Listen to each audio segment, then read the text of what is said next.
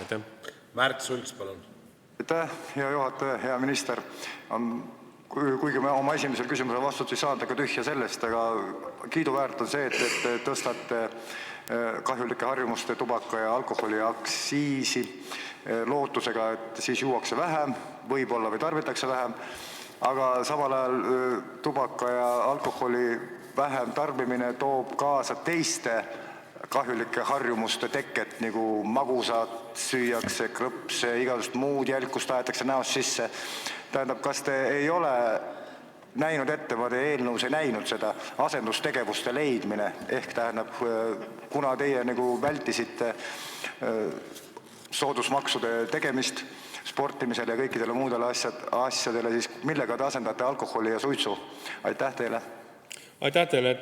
Et aru saamaks ka seda, et kas aktsiisitõusud, mis on praegu planeeritud, kas nad siis oma mõjudes tulevikus vähendavad tarbimist, et siis ma toon siinkohal ka stenogrammi huvides selle välja ja kindlasti on meil tulevikus võimalik seda ka siis juba reaalselt hiljem näha, et kas need mõjud on olnud sellised, mida me eeldasime ja lootsime.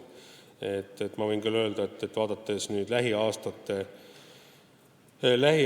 siis alkoholi tarbimist lähtuvalt uutest meetmetest võiks küll öelda, et kui võtta nii-öelda kaks gruppi, et lahja ja kange grupp, et siis 2016. aastal eeldatakse juba siis lahjas grupis õlle osakaalu ehk see õlle tarbimise vähenemist 2,5% ning kange alkoholi pool muideks juba üle 7%, 7,1% vähenemist. Hilisematel aastatel küll vähenemisprotsent küll väheneb, jäädes natukene alla 2. 2017 me näeme õllel 1,7, 2018 1,2 ning järgnevatel aastatel 1,3. Kange alkoholi puhul on muideks aktsiiside vähenemine siis kõrgem. Ehk kui järgmisel aastal on 7% suurusjärgus, siis 2017 me eeldame, et kange alkoholi siis tarbimine väheneb 4% ning hilisematel aastatel natuke üle 3%. Ehk siis eesmärk vähendada, eesmärk aktsiisipoliitikaga tekitada olukord, kus tarbimine vähendatakse, on selgelt selles seaduseelnõus ette nähtud.